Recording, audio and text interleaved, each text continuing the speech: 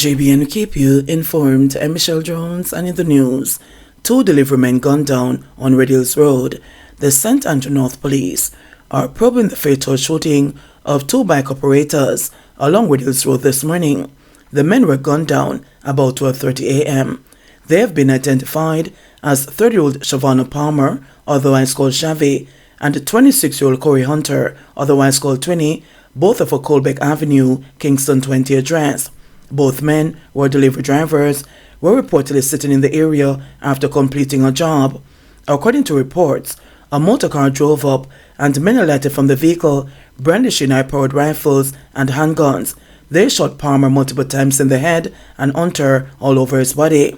Hunter ran and collapsed meters from the scene. The Constant Spring police were alerted. The men were found lying on the ground, covered in blood. They were taken to hospital where death was confirmed. The Major Investigation Division is probing the double murder.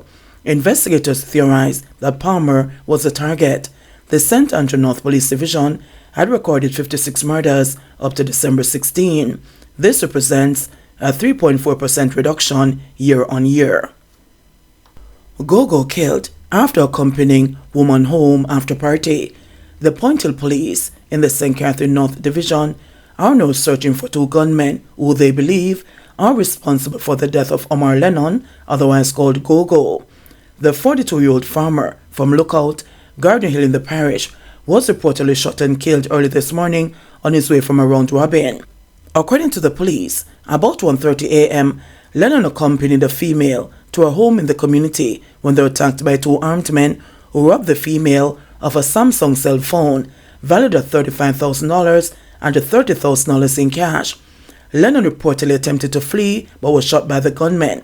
Passers-by found his body about 7:40 a.m. and called the police. He was pronounced dead at the Spanish Town Hospital. The police say robbery was the motive for the murder. Taxi driver killed in Hanover gun attack. A taxi driver was shot and killed while driving in front of a primary school in Pell River District in Hanover on Monday night.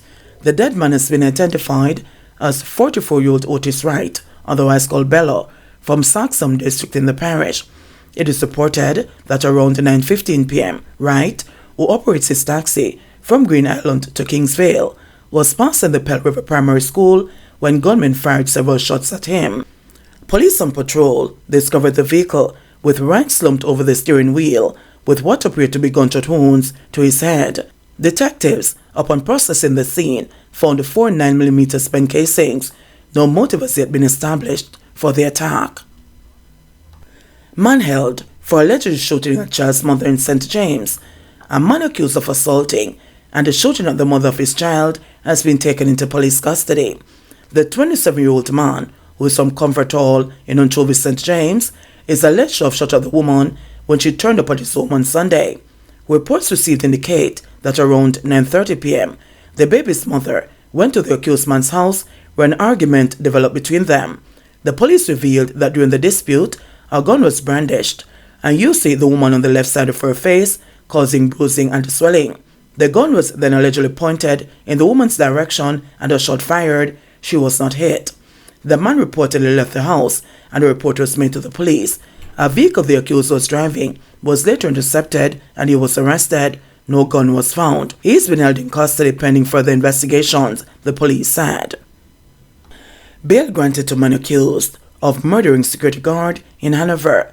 A man was arrested in connection with the shooting death of a security guard and the injury of another in a car along the Shuttlewood Main Road in Ramble, Hanover in June, was on Monday offered $1 million bail.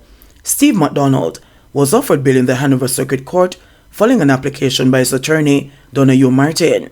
He was ordered to stay away from Hanover and Westmoreland as a condition of his bail. In the meantime, McDonald's co-accused, T.C. Wright, was remanded. McDonald, 35, of Lantop in Chester Castle, is charged with murder, possession of a prohibited weapon, unauthorized possession of ammunition, and wounding with intent in relation to the murder of 43-year-old Dwayne Barnes, a security guard of Awful Gully, Bickerset in St. James. The attack occurred on June 6. The Lucy police reported that about midday, Barnes was a passenger in a Nissan AD wagon motor car when armed men pounced upon them. It is alleged that McDonald was among the group of men who opened gunfire at the vehicle, killing Barnes and injuring another man. An investigation commenced, and McDonald was arrested on charge following a question and answer session in the presence of his attorney. No such phone before the trial started, says defense attorney John Jacobs. One of 5 attorneys representing murder accused Everton Beachesop McDonald took the investigator to task over his statements and a cell phone during cross-examination on Monday. McDonald is charged with Oscar Barnes for the murder of the former second wife, Tonya. Jacobs noted that the lead investigator wrote 3 statements, the latest after the trial had started. He also pointed out that the cell phone that the coroner is relying on and its extracts came into play after the trial began. The cell phone in question is believed to be the device Denverlin Bubler Minot, a current witness now serving 19 years for Tonya's murder, said he used to secretly record the businessman. Minot said that McDonald offered him $3 million to kill his wife. However, he subcontracted the hit to Barnes. You agree with me that you submitted 3 statements, and 2 of those statements were prepared before the trial start, and the other one was prepared since the trial start? Jacobs asked the detective sergeant. Yes, sir. Correct, the lead investigator replied. Jacobs then said he made no mention of a Samsung A31 cell phone, and the cop agreed. And you made no mention of an SD card in any of those statements, Jacobs quizzed. That's true, the cop said. When preparing the statements, the first so that is, did you use your notebook to assist you? The attorney continued.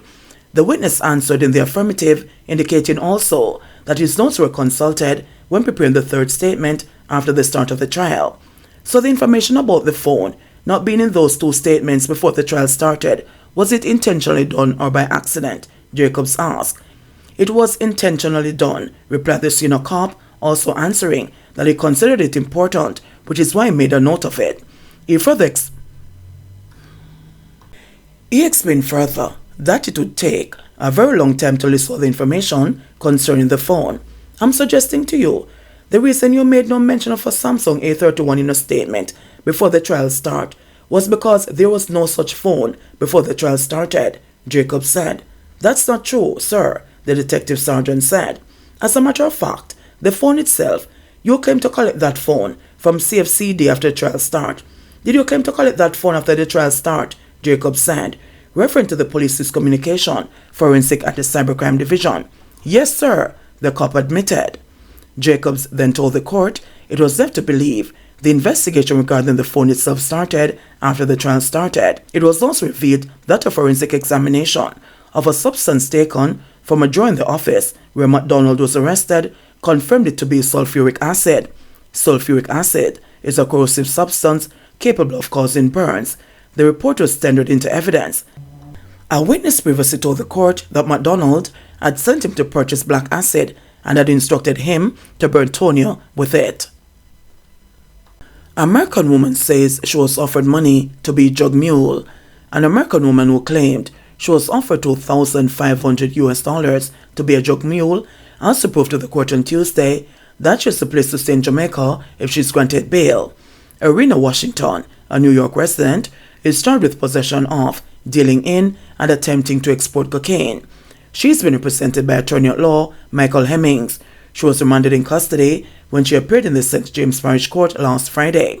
The police say Washington was apprehended on December 4 while at the Sangster International Airport in Montego Bay, St. James. Unusual bulges were reportedly detected in the lower section of her body during a routine security check. She was asked what was inside, but she did not respond. During a search, 4 packages of cocaine weighing approximately 5 pounds, which were strapped to her thighs and calves, were removed from a pair of leggings she was wearing. When cautioned by the police, Washington reportedly said, I was in debt. I was given a trip to come to Jamaica by a friend to have fun for a few days and pick up a few packages and take them back to the United States. I was to be paid $2,500 when I get back to the United States. After the allegations were outlined, Hemmings informed the court that he had only received partial disclosure and was not in a position to take full instruction from his client. Regarding bail, Hemmings stated that Washington has ties to Jamaica and that she is someone in Kingston who can act as surety and with whom she can reside. He stated, however, that the individual was unable to appear in court on Friday. Presiding Judge Sasha Mary Smith actually stated that she would like to see that person before considering bail, and the Hemmings requested that the matter be mentioned on Tuesday, December 19. Washington was remanded in custody until that date. JBNN will keep you informed. Please remember to subscribe, like, share, leave us a comment, and click the notification bell to receive our daily news items.